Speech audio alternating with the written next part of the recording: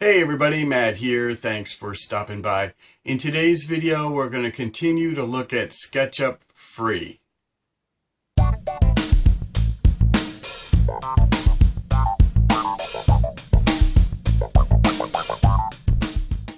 Well, welcome. This is now part 8 of the SketchUp free video tutorial series that I've been working on. What you're looking at is the model of the flip top table that I'm working on. At the end of part 7, I discovered a problem with this model that I need to fix.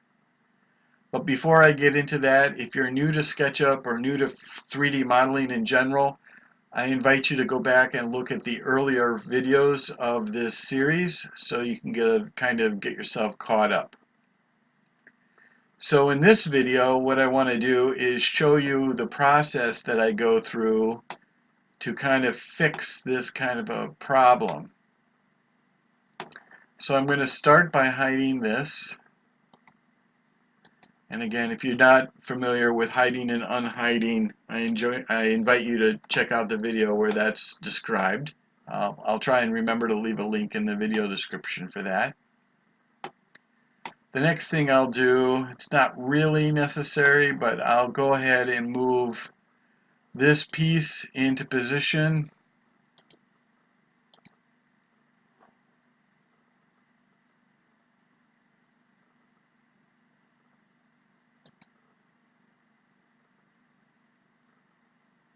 And actually, I'll have to hide this block because I can't see where the piece actually needs to go.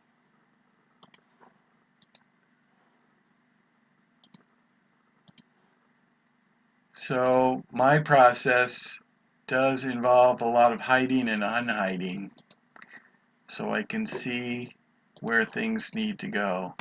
And you also saw that when I move pieces, I tend to click on an endpoint, and I tend to choose an endpoint that I know I can reach the matching or mating endpoint. So here's another little tidbit that I want to call your attention to. Just moving that part back out again, you can see the red dashed line, or at least I hope you can. That indicates that I'm actually moving the part on the red axis, and you can see the little tooltip come up and indicate that. If I move off axis, the red line turns black, meaning I'm off axis. When I get it back into position and on axis, and the tooltip comes up again, I can left click and position my part. What I want to do is I want to move this corner to that corner. Click on that corner, click on the mating corner, and now the part's in position. When I do move parts, I do tend to keep them on axis, either the red, green, or blue axis. So now if I unhide these blocks, these make up the leveling feet for the table.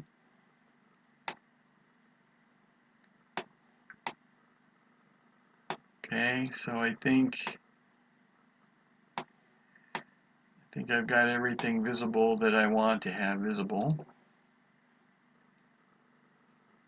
Okay. So now I want to show you how I go about adding some more width to this table. So the first thing I need to do is move this group out of the way. Again, I'm going to click on an endpoint and I'm going to move it along the green axis. You can see the dashed line is black. Now it's green and the tooltip comes up, says on green axis, left mouse click, and now the whole center of the table is moved out of the way so that I can freely work on this part. So I'll tell you what we should probably do, and what I often do, is let's just hide this so it's out of the way even more. Okay, so now the challenge is how to separate these two, and how much do I want to separate them by. So I think what I want to do is provide an inch worth of clearance on this side and an inch of clearance on this side. So I want to move this out that way an inch and this out that way an inch. So if I click on it, it looks like the last time I worked on this, I left this its own group. And really what I want to do is have all of these items in their own group so I can move all of them 1 inch along the red axis. So what I can do is I can select all these pieces. So I've got the vertical one selected first. I'm going to hold down the left shift key on my keyboard and left mouse click. So now I've got the two vertical pieces and the horizontal piece. I also want the leveling feet. I want this cross piece. And I also want the wheeled casters. So hold down the left shift key on my keyboard. Okay, that shows the whole casters group. So now I've released the shift key on my keyboard, and now I want to move this whole highlighted piece over an inch along the red axis. While I've got everything highlighted, I can choose Make Group. It's probably a smart thing to do. Now if I choose the Move tool and I click on a corner right here and I slide along the red axis and I type in 1 for 1 inch and hit enter, now that group is moved 1 inch along the red axis. Want to do the same thing on the other side. Okay, so this was in a slightly different condition. So this looks like the two vertical members and the horizontal member are all part of a group already. I want to add the blocks that make up the leveling feet, the stringer, and the wheeled casters. So again, I just held down the left shift key on my keyboard and used the left mouse button to click on all the items that I want added into this new group. Right click, choose Make Group, and now all of those items are in a group. So now I can use the Move tool, click on an end point here, a corner, start sliding it along the red axis. It already jumped to an inch. I'm going to type in 1 for 1 inch and hit enter, and now it has been moved 1 inch apart. So now if I measure this using the measuring tape or the tape measure, and I go from this inside corner to that inside corner, I get 1 foot 10 inches. So that's 34 inches. No, 12 and 10, that's 22 inches. Little math challenge there. Okay. So now if I unhide this,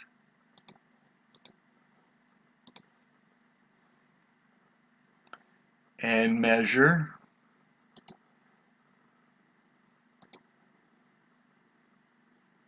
this was 1 foot 8 inches. So that's 12 and 8, 20 inches. And the space now between the legs is 22 inches. So there's my 1 inch gap on each side. So that's exactly what I want. So I've moved it correctly. Okay, so I can click on this and hide it again. So now, as a consequence of moving these out, this piece is now too short.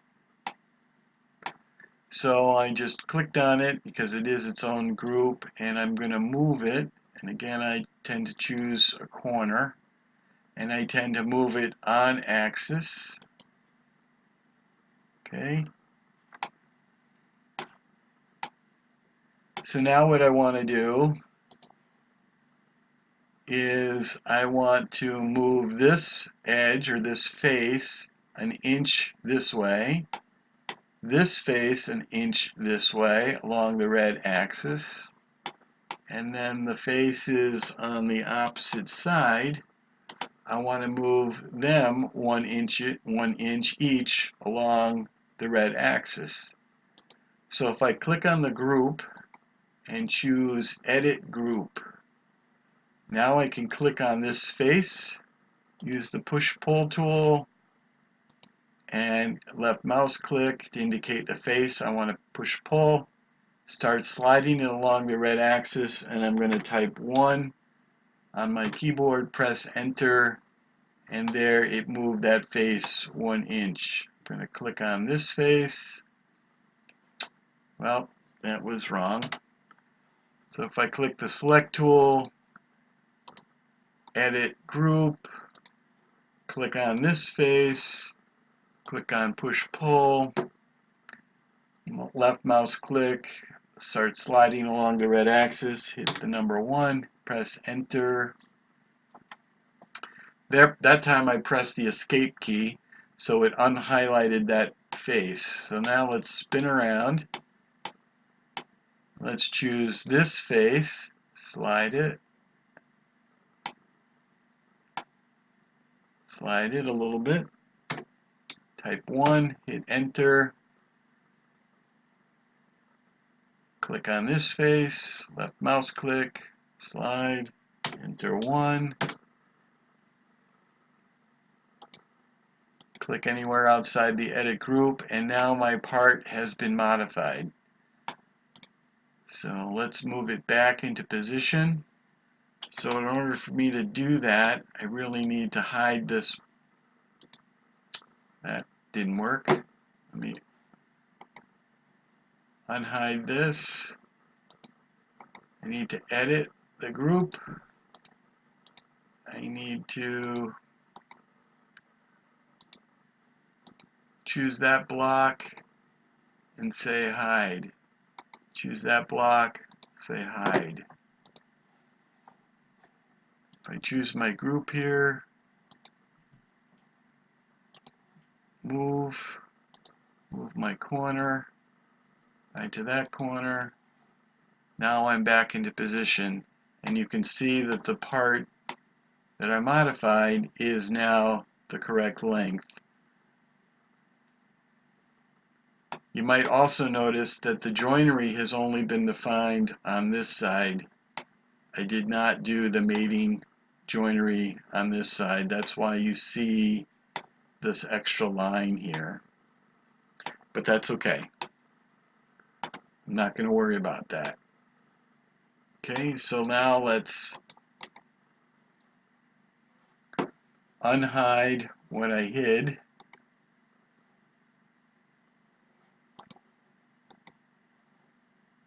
Edit group, unhide, unhide. Okay.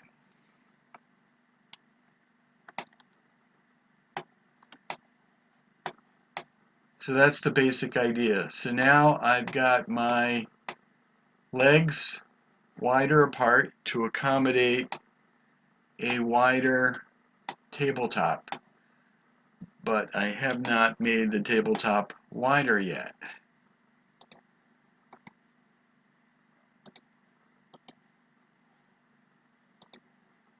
And that's evidenced by me moving it.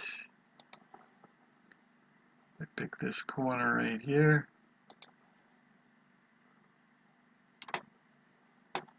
and I move it to this corner, there'll be a 2-inch wide gap on this side because I haven't made the tabletop wider.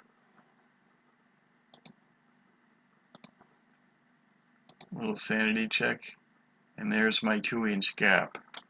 Alright, so in the next video I'll show you how I actually make the tabletop wider.